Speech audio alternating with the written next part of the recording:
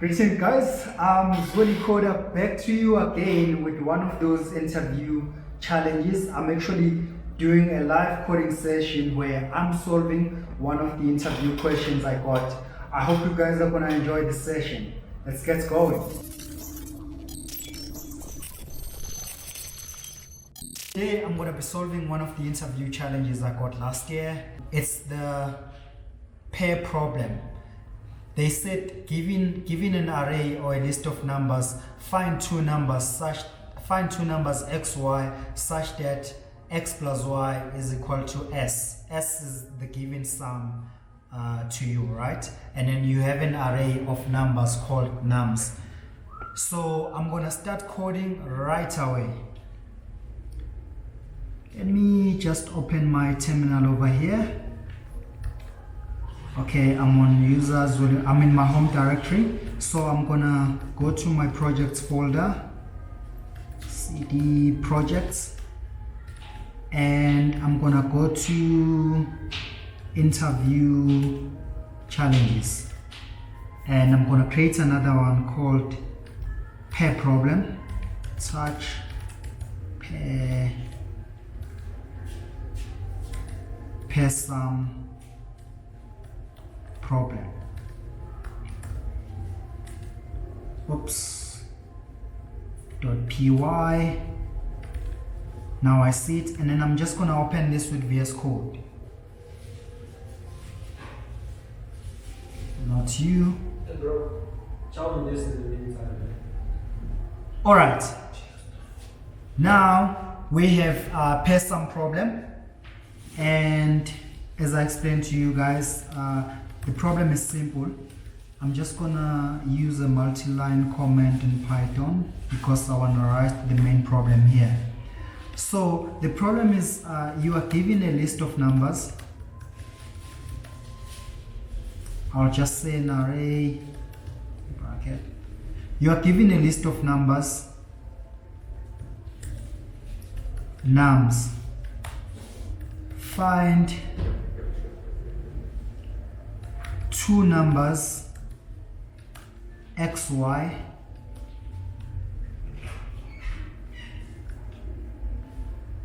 okay, so they say find two numbers x, y such that x plus y is equal to s.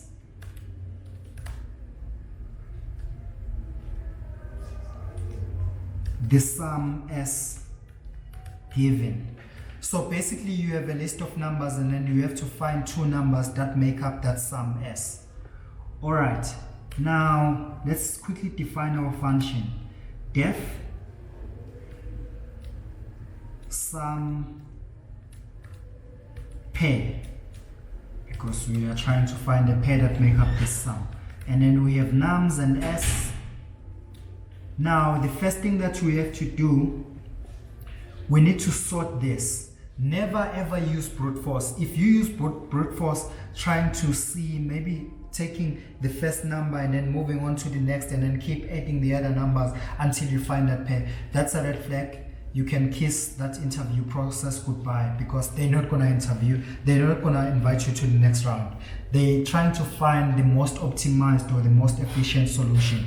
This is still not like the best solution, but it's actually a better solution that can get you invited to the next round.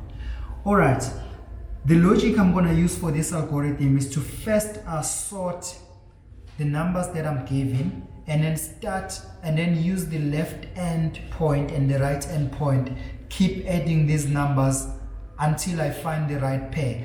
And if it happens that I finish without finding the right pair, it means there is no pair that exists that gives the given sum.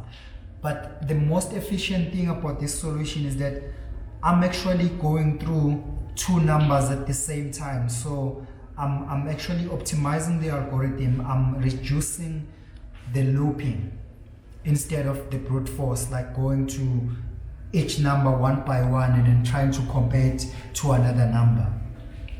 All right, let's get started with coding right away. First of all, I'm gonna define my leftmost index. left index. I'm going to call this left index. I'm going to start from 0, and then I'm going to define the right index. My right index, I'm going to start from the length of my numbers minus 1. The reason I have to subtract a 1 is because whenever you're trying to find the length of anything, you're going to get exactly how many items there are or how many numbers there are in there. If nums has 5 numbers, I'm going to get 5. However, the last position or the last index is not 5, it is 4, because we start counting from 0. That's like the position of your arrays or your list. You start from 0. All right, what we need to do here, we're gonna need to say, first of all, we need to sort this thing, nums.sort. It's gonna make our work easier. All right, then we're gonna say while left index is less than right index. What we want to do, we want to check if the number we are currently at from using the left index, if we add it to the number at the right index position and it gives us our desired sum, we return immediately, we return that pair. It means we found what we're looking for. All right, so we're just gonna quickly do that.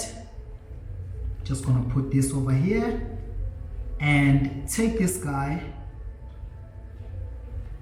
and put it to my tuple over here.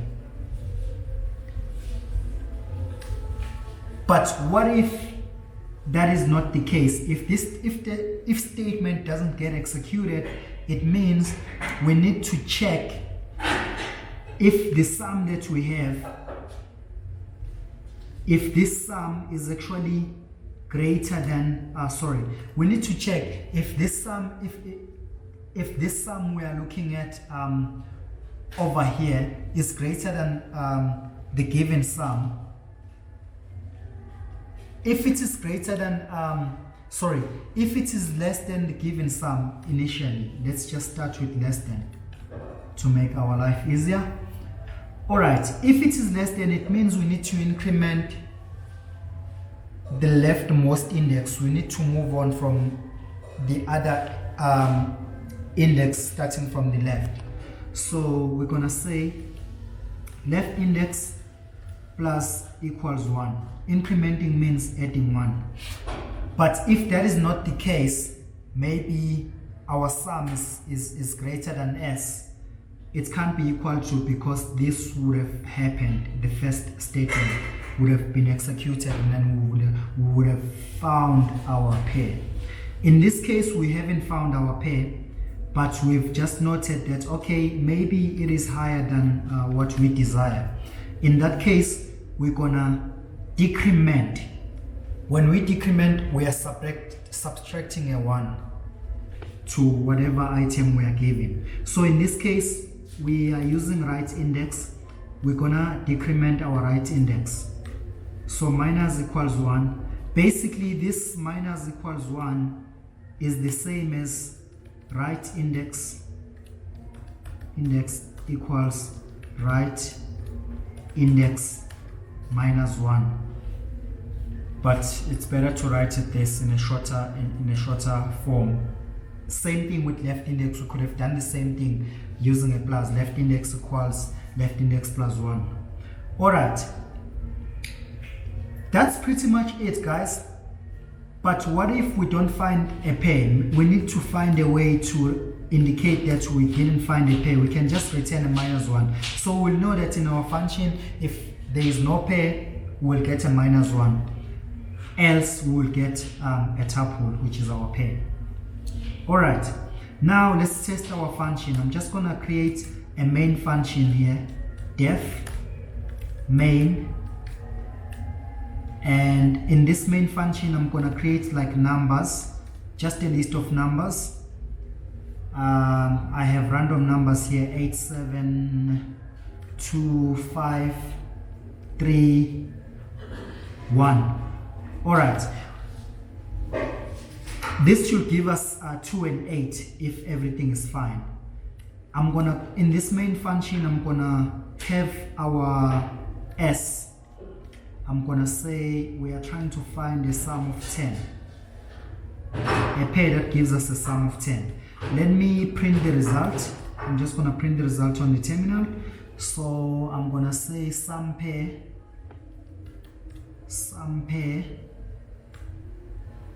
and I'm putting in numbers and s.